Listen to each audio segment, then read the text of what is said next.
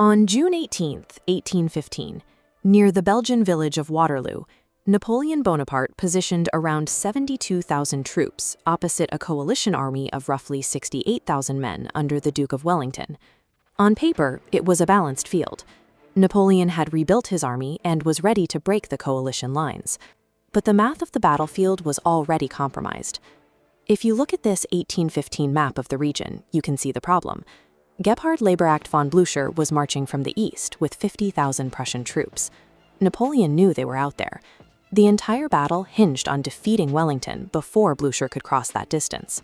This makes Napoleon's first major tactical decision of the day critical. He ordered his army to wait.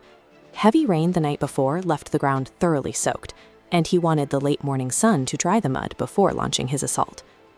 Looking at this bronze 6-pounder cannon, the logic behind that delay becomes clear. Napoleon's primary advantage was his heavy artillery.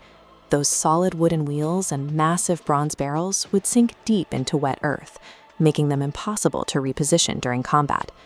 Waiting for the sun was a sound decision for his artillery, but it gave the Prussians the one thing they needed to reach the field: time. When the attack finally began around 11:30 a.m., French forces struck Hougoumont on Wellington's right flank. The thick brick walls and heavy wooden gates made it a fortress. Napoleon intended this opening strike to be a brief diversion to pull Wellington's reserves out of the center. Instead, Hougoumont became a fixation. The French commanders kept feeding troops into the fight, trying to breach the walls. What started as a feint sucked thousands of French soldiers into a protracted, exhausting siege that had no real bearing on the larger battle.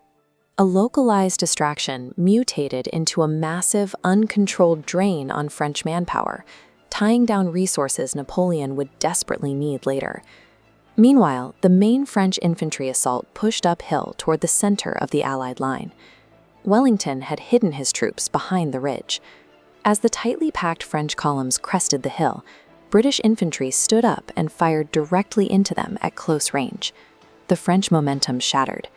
In the mid-afternoon smoke, Napoleon saw Wellington's men shifting their positions backward. He read this as a full retreat and immediately ordered his cavalry forward to run them down and finish the battle. It was a trap of perception. Wellington wasn't retreating. His infantry were collapsing their lines, tight defensive blocks with bayonets pointing outward, a formation designed to make cavalry charges mathematically useless. Thousands of French horsemen slammed into these formations.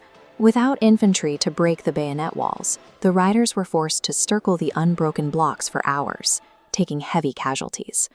Acting on a completely false read of the battlefield locked Napoleon's cavalry into a loop of wasted stamina. It crippled his mobility, drained his attack force, and most importantly, consumed the afternoon.